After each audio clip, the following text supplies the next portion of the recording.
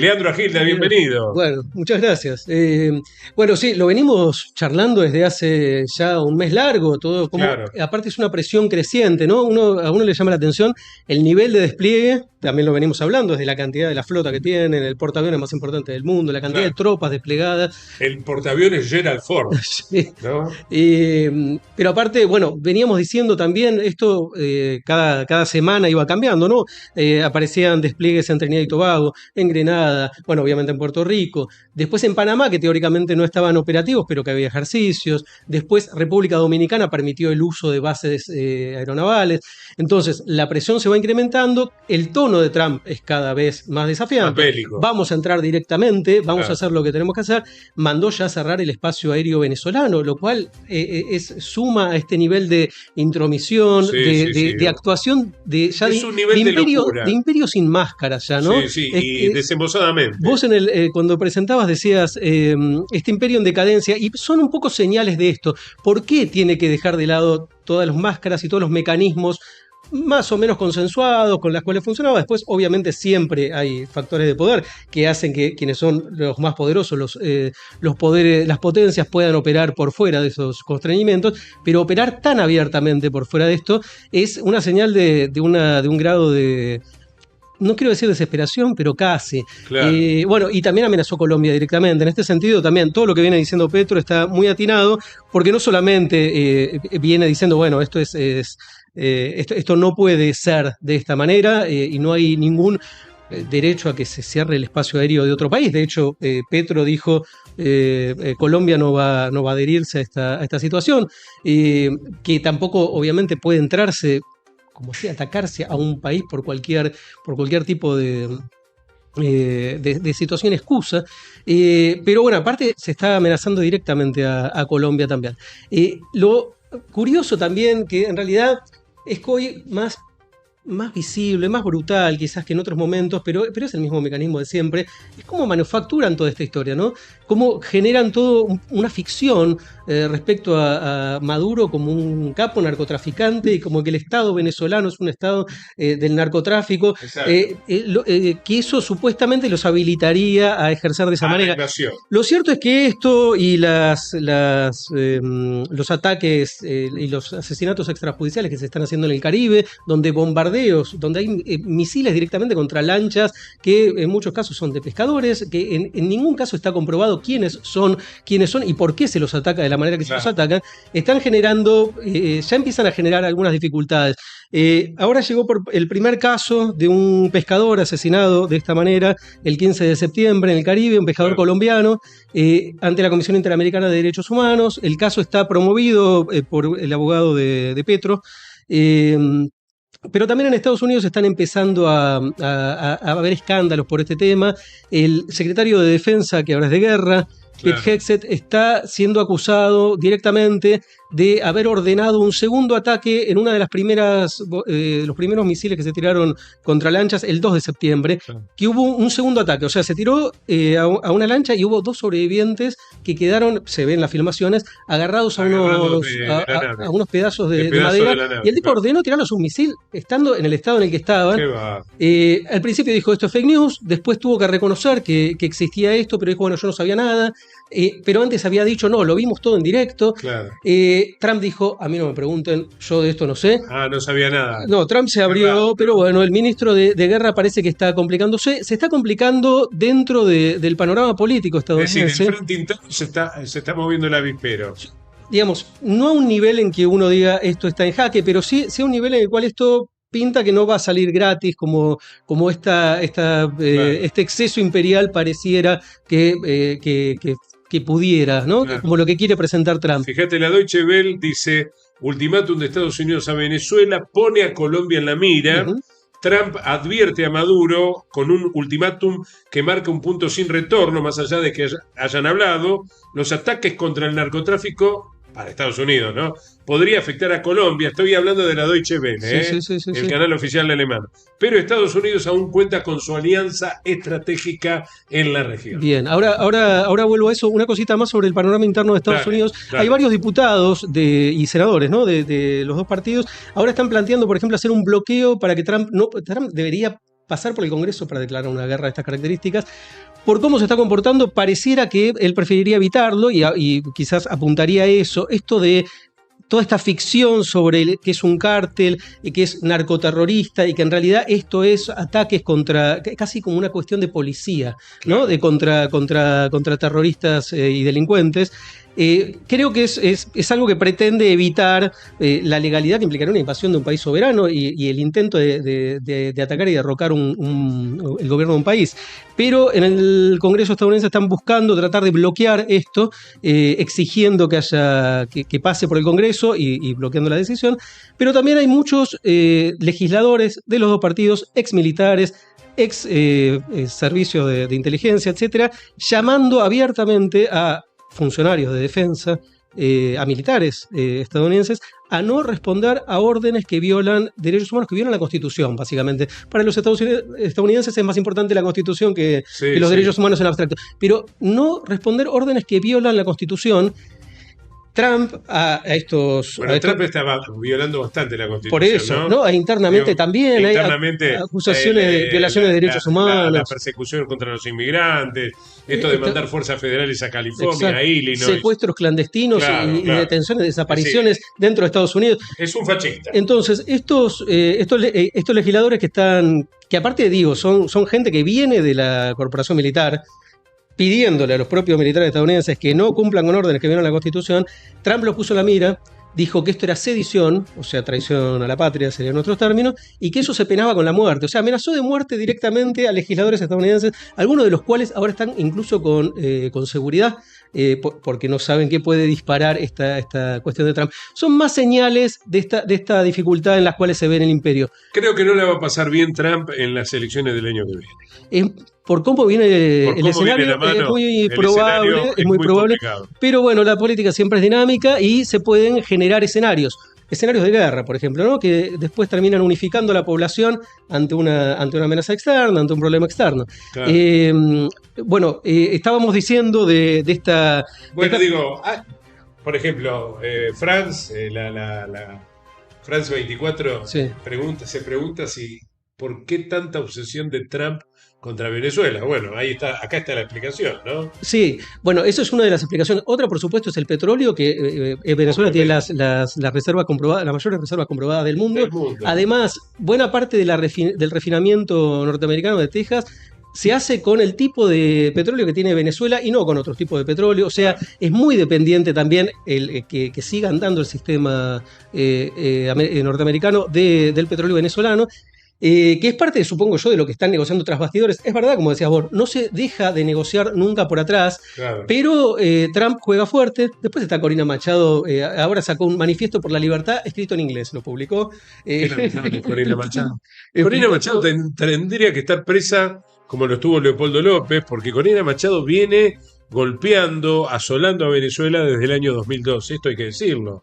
Ella fue una de las protagonistas del golpe del 2002, cuando asumió por algunos días el empresario Carmona, recordarás. Sí, claro. Y quien salvó la vida de Chávez fue Diosdado Cabello, el segundo hombre fuerte de Venezuela tras Nicolás Maduro. Que dicen que es uno de los objetivos militares, ¿no? Ahora, planteando un poco cuáles serían los objetivos militares, bueno, obviamente tratar de intervenir en lo que son la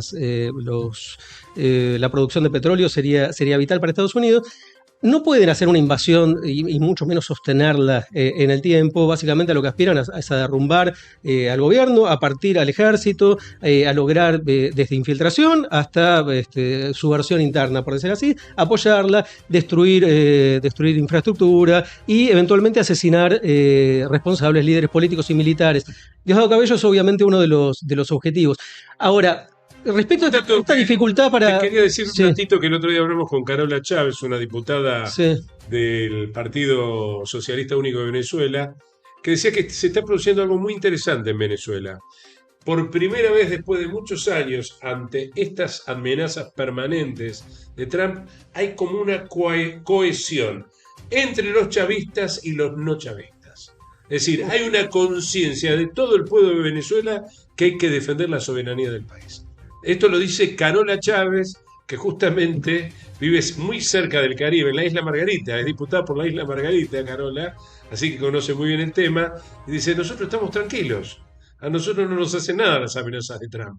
Pero por primera vez estoy observando, nos decía el domingo pasado, en el programa de Martín García, La Mañana de Juan Domingo se llama el programa de Martín García, nos decía claramente que por primera vez se está observando, más allá de las grietas que hubo en Venezuela, una cohesión entre el oficialismo y aquellos que no son oficialistas en defensa de la soberanía del país, ¿no? Ante los ataques verbales de Trump y la amenaza permanente de invasión a su país. Sin duda es una situación crítica. En cuanto a las posibilidades operativas, por decir así, también de evitar esta situación interna de Estados Unidos que lo restrinja, de declaración de guerra, otra opción que es usada por los imperios en general, por Estados Unidos, la usó siempre, es generar un ataque de falsa bandera, ¿no? Claro. Es figurar un ataque ficticio venezolano, sea a los propios norteamericanos, o sea a Guyana, sea a Trinidad y Tobago, decir que fueron los venezolanos y tener un argumento para atacar. Eso, bueno, no puede ser descartado. Pero recién hablamos de la ilegalidad de los actos ilegales de Trump. Hay actos ilegales también, olvídate de violación de tratados de todo tipo, que es ya te diría la tónica un poco de Trump. Pero, por ejemplo, ahora, hoy o ayer, Francesca Albanese, que es la relatora de la ONU, que fue quien diagnosticó, bueno, que lo de Gaza era un genocidio, lo que estaba pasando en Gaza, fue sancionada como si fuera terrorista por Estados Unidos, unilateralmente, la sancionó personalmente a ella, y hoy o ayer ella estaba diciendo que se estaba quedando sin que su propio seguro médico le diera los desembolsos que ella había aportado por siempre por las sanciones. O no puede reservar alojamientos en distintos lados porque no puede operar con empresas norteamericanas. Que es lo mismo que le había pasado al juez de la Corte Penal Internacional, que es francés, que había dado lugar al pedido de captura de Netanyahu por crímenes de guerra.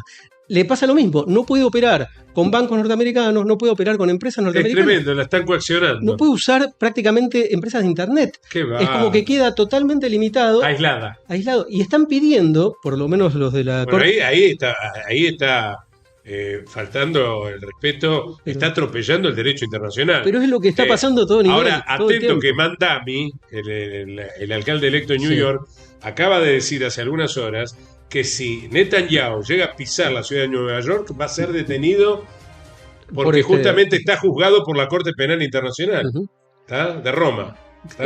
Sí, bueno, el tema es, digamos, todo este despliegue, ¿qué nos dice? Bueno, un poco lo que decís vos, con el cambio de la situación global, Estados Unidos necesita reafirmarse en su ámbito más cercano. Es una de las salidas posibles. Lo cierto es que el escenario está cambiando y tenemos actores que están jugando fuerte.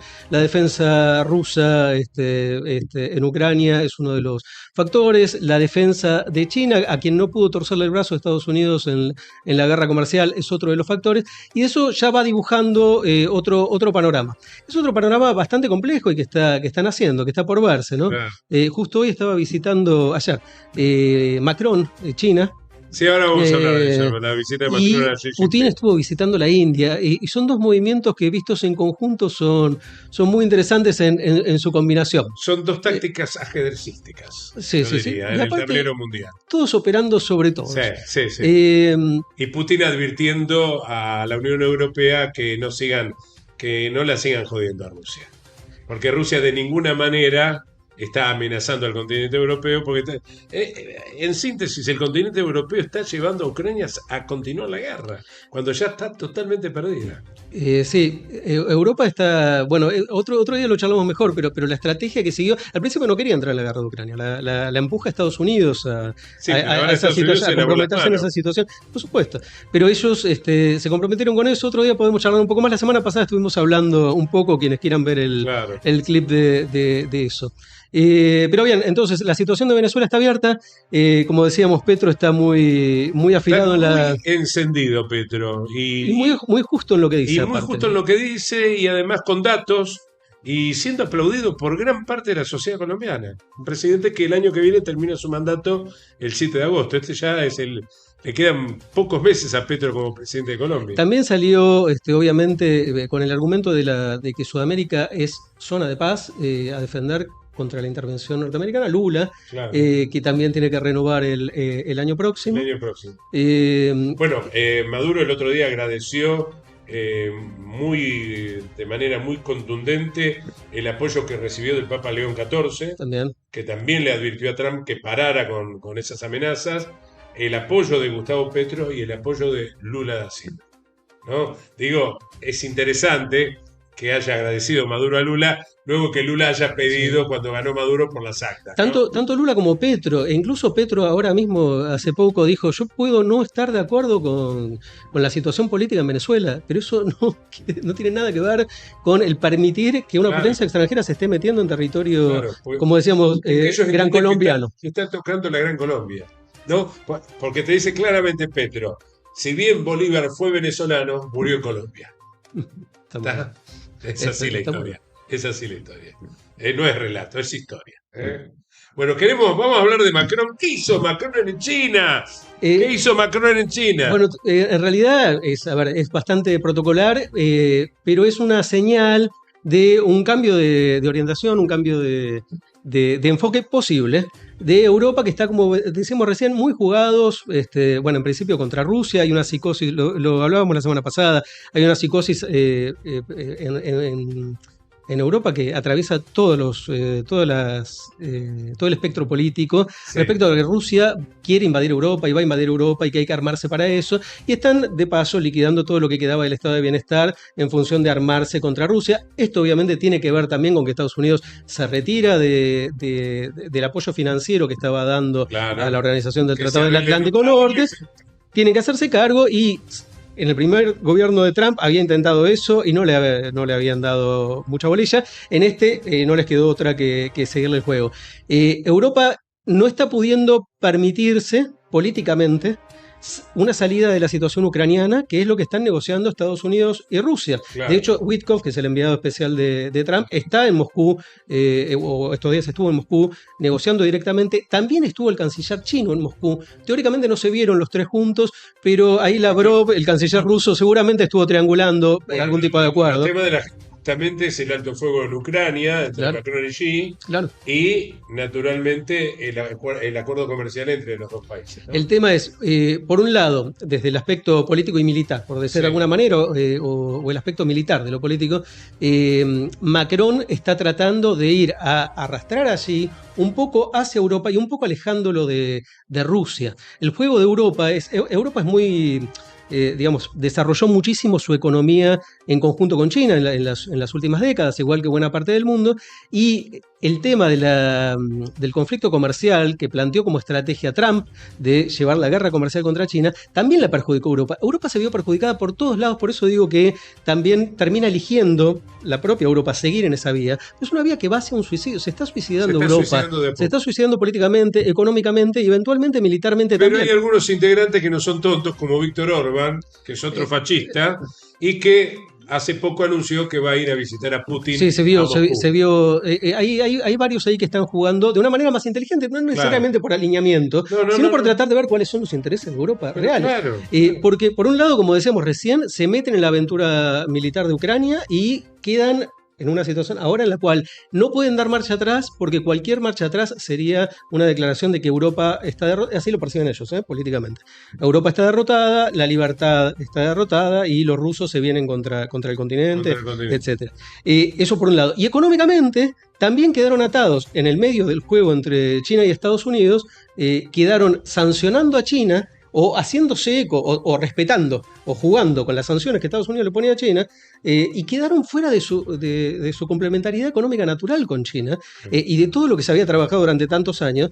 Empezaron a tener, bueno, hubo problemas severos. Algún día podemos hablar un poco más, porque hace poco hubo todo un escándalo respecto a una empresa fabricante de chips holandesa, pero China, en realidad, comprada por chinos, que los holandeses expropiaron para eludir las sanciones de Trump contra capitales chinos, y terminaron en la lona. Los chinos dijeron, bueno, no importa, nosotros seguimos haciendo la nuestra, haz lo que quieras, y terminó paralizándose la industria automovilística de Europa y de otras partes, en México también la Volkswagen, porque esos chips los compraban la industria automovilística y se producían en China, por más que la empresa tuviera sede en Holanda. Tuvieron que dar marcha atrás. Vergonzosamente. Bueno, esto tiene que ver con eso, entonces. El presidente de la General Motors, a propósito, dijo que no podemos competir con los chinos. Bueno, nos han superado, pero escandalosamente en la construcción y fabricación de automóviles. Es lo que está empezando a pasar en Europa. Claro. Y a partir de este episodio que te digo, en el cual quedaron tan en offside, porque aparte después Trump sacó esas sanciones cuando negoció con Xi, sacó las sanciones y quedaron totalmente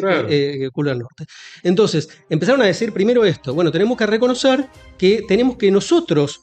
Ya no es que China es el taller donde hacemos nuestros productos. Nosotros tenemos que meternos en las cadenas de producción de China, porque ellos ya están más avanzados, son los que están dirigiendo toda la tecnología de punta y todo el despliegue de producción de punta en el mundo. Y esto es lo más lindo de lo de Macron en esta visita que hizo allí. Una cosa que lo dijo la semana pasada cuando anunció que viajaba a China. Dijo: cambió el mundo y los países en desarrollo ahora somos nosotros. Fíjate, el presidente de Francia diciendo: ahora los que necesitamos que nos hagan transferencia tecnológica es que China nos transfiera tecnología a nosotros. Francia reconociéndose que ahora está por debajo de China. Claro. Es muy interesante. O admitiendo que China ya es un país en desarrollo, en superdesarrollo, ¿no? Bueno, está ganando en todos los frentes. Entonces, ¿no? Este juego, por eso digo, es de doble faz. Por una parte, tratar de reconstruir esos lazos económicos muy dañados por la guerra de Trump. Comercial de Trump. Claro. Y por otro lado, para tratar de hacer un juego político para balancear contra Rusia. Es muy difícil. China y Rusia están cada vez más sólida la alianza, pero los europeos se ilusionan con esa posibilidad. El juego de Putin es muy, muy interesante, porque uno diría, bueno, Estados Unidos, China, grandes potencias económicas, Estados Unidos la principal potencia militar, Rusia también una gran potencia militar, como veníamos diciendo, lo está demostrando. Te quiero decir algo más. En Venezuela hay 5.000 misiles de fabricación rusa instalados. Yo quiero decir esto porque no es un misil, 2 misiles, 24 misiles, 5.000 misiles instalados en territorio venezolano. Rusia y China también se pronunciaron en contra de la intervención norteamericana en Venezuela, digamos de paso, ya que estamos hablando de este nuevo escenario por eso te marqué esto, multipolar. Que me estaba olvidando y que viene a cuento de todo lo que estamos hablando, ¿no? En este escenario multipolar también, en el aspecto económico, la crisis de deuda que Estados Unidos ya la tiene encima. Sí, la mayor deuda externa la tiene Estados Unidos. Y que aparte necesita ahora, nuestro amigo Besen necesita poner parece Caputo, necesita poner una cantidad de bonos para pagar sus propios intereses de deuda que es alucinante. Ya no hay quien se los compre, ni Japón, que está también con otro temita cambiando su política financiera. Así que también los necesitan a los chinos. También los van a ir a buscar a los chinos porque los necesitan para eso. Son quienes hoy son capaces de invertir. Te decía, el juego de Putin en la India es muy, muy bueno porque India venía perfilándose hace 10 años, Estados Unidos la había tomado como punto en una cosa que se llamó Quad, que era para tratar de acercar a China. Entonces empezó una alianza un poco militar, con otros beneficios, obviamente económicos, una especie de alianza abierta con India, con Japón, con Australia, en el área de Asia, ¿no? De lo que ellos empezaron a llamar Indo-Pacífico. Ya no es Asia Oriental, es el Indo-Pacífico. ¿Para qué? Para incluir a India en esto y armar todo un esquema. Eso de alguna manera está vigente todavía y todavía funciona. La India siempre también es un competidor de China geoestratégico desde siempre. Incluso tiene todavía problemas limítrofes no resueltos. India es un país que hasta hace poco, no sé si te acordás que todavía hablábamos, hay que ver para dónde se decanta. Claro. Bueno, la presionaron tanto que empezó a decantarse. ¿Te acordás la reunión que hubo en Tianjin hace un mes y medio? En la cual India apareció, Modi apareció abrazado con Putin y Xi, después de que Trump lo hubiera presionado de más, con sanciones del 50%. Claro, sanciones del 50%, de las cuales la mitad, el 25%, era por seguir comprando petróleo de Rusia. Bueno, a partir de ahí, India se empezó a decantar mucho más por el juego asiático, sin dejar de negociar con Estados Unidos la reducción de aranceles. Incluso visitó Estados Unidos. India es uno de los principales países, de los mejores exponentes de jugar balanceando, de jugar en función de los intereses del propio país, negociando con uno, negociando con otros todo el tiempo. Y estamos hablando también de una población gigante de 1.600 millones. También con una potencialidad enorme. Entonces, en la medida que puentea y que balancea entre Estados Unidos y China, tampoco se permite dejar de jugar con Rusia, porque Rusia e India tampoco quieren quedar fuera de este juego. Entonces firmaron una serie de acuerdos muy grandes, que ya se venían negociando de antes. A Putin lo recibieron lo recibió a la puerta del avión Modi. O sea, lo fue a buscar hasta la escalera. Sí. No, Modi, en la India. En la India. Lo fue a buscar a la escalera del avión. Es cierto, carteles de Putin por todos lados. Lo recibieron, pero con todos los honores. Hubo una serie de acuerdos que se firmaron y uno de ellos es un acuerdo para uso mutuo de bases navales. Claro. Lo cual es rarísimo y es muy interesante porque Rusia pasa a tener ahora acceso al Océano Índico. O sea, a la zona entre China y África. Rusia, sabemos que está, otro día también podemos hablar de eso, tiene intereses y está bastante metido en África. Y cambió mucho el escenario de África gracias a Rusia. Claro. El puente para llegar de Rusia a África era Siria. Las bases que tenían Siria-Rusia. Bueno, con la crisis que hay en Siria, eso está muy complicado. Esto otro empieza a modificar ese escenario por un lado. Por otro lado, China dice, bueno, ¿qué hace la India? Para pasar a los puertos rusos tiene que pasar por enfrente de China. Tampoco es algo que le guste demasiado, pero es este tipo de juego en el cual ya no es uno contra otro o un grupo contra... Empiezan a estar cruzados todos los acuerdos. Es una multipolaridad compleja, como la llaman algunos. ¿Qué pasará, digo, después lo vamos a hablar en otro momento, entre China y Japón, ¿no? Porque los japoneses están mirando mucho a China. La semana pasada, con cierto temor. La semana pasada hablamos un montón con los muchachos pero de eso. Quiero que sigamos con ese tema. Podemos retomarlo, por supuesto. Porque Japón ahí está muy preocupada últimamente. Y me da la impresión también que tampoco quiere estar, no quieren estar tan aliados a los yanquis. Me da esa impresión, ¿no? Económicamente. Como que está buscando cierta independencia Japón o cierta autonomía con un partido que viene gobernando desde que fue derrotado en la Segunda Guerra Mundial. Fue el único país al que le tiraron 2 bombas atómicas, hay que recordar eso, ¿no? Y así todo, son todavía hoy los norteamericanos los que tienen las bases puestas. Exactamente, por eso te digo. Es bastante complejo. Después lo podemos hablar, digo, para tiene también relación con lo de China y Taiwán, ¿no? Bueno, después si querés lo dejamos para la próxima vez. ¿Para qué sirvieron comprar los F-16 a Dinamarca? Una sola cosa que tiene que ver con lo que veníamos diciendo recién. Dale. Todas estas alianzas y cruces que venimos diciendo están todos puestos en función de países que piensan en cuáles son los intereses del país y operan en consecuencia. Entonces, más allá de que estos aviones, comparado con la nada que tenemos ahora, representan algo, a pesar que tengan 40 años de antigüedad, claro. El tema es a quién se los compramos y para qué los queremos usar. Y si nuestra hipótesis de conflicto más inmediata tiene que ver con el Atlántico Sur, donde hay territorio argentino que está ocupado por una potencia extranjera. Le estamos comprando esos aviones a la misma alianza militar que tiene un miembro ocupando nuestro propio territorio y hace un poco de ruido. Bueno, querido, gracias. Buen plato internacional. Hemos abordado un poquito de todo y vamos a ver qué pasa con Macron. Macron ya también se le acaba su tiempo. Está muy complicado políticamente hace tiempo, pero sigue sobreviviendo. Muy complicado. Extrañamente hasta el 27 todavía tiene tiempo, pero está muy complicado. Ojalá que se vaya. Hay que ver qué me gana. Bueno, espero que gane la izquierda. La verdad tengo deseos que gane Mélenchon. Sería alianza con los verdes y con todo lo demás. Mélenchon es interesante. Es interesante Jean-Luc Mélenchon, que no respetó la voluntad popular, digo Macron, ¿no? No fue un ministro de la izquierda justamente el que es, no fue un primer ministro de la izquierda quien maneja el Estado francés. Macron, de manera desembosada y discrecionalmente, nombró a un hombre en su riñón. Así le va. Otra potencia en decadencia. Así parece. Y los ingleses que tienen un laborista, otra potencia en decadencia. Un laborista que no parece laborista. Ellos dos y Alemania, gobernados por ex empleados de las grandes bancas internacionales, claro. Tampoco es un dato menor eso. No es un dato menor, después de tener a Merkel, ¿no? Tanto que criticaban a Merkel, Merkel tenía la mano tan dura como Thatcher. Era una especie de mujer de hierro. Pensaba en términos políticos, más allá de que uno... Era una mujer de hierro con buenos modales. Digamos, ¿no? La Merkel era una dama de hierro con buenos modales. Nada más, al lado de la otra bestia era así, Merkel, ¿no? Nacida en Leipzig, quiero decir, nacida en la Alemania oriental. Claro. ¿Está? Bueno, así que podemos hablar un día de política alemana también, si usted quiere, querido Tony, querido Leandro Agilda. Auf Wiedersehen, Freunde. Hasta luego. Bitte sehr.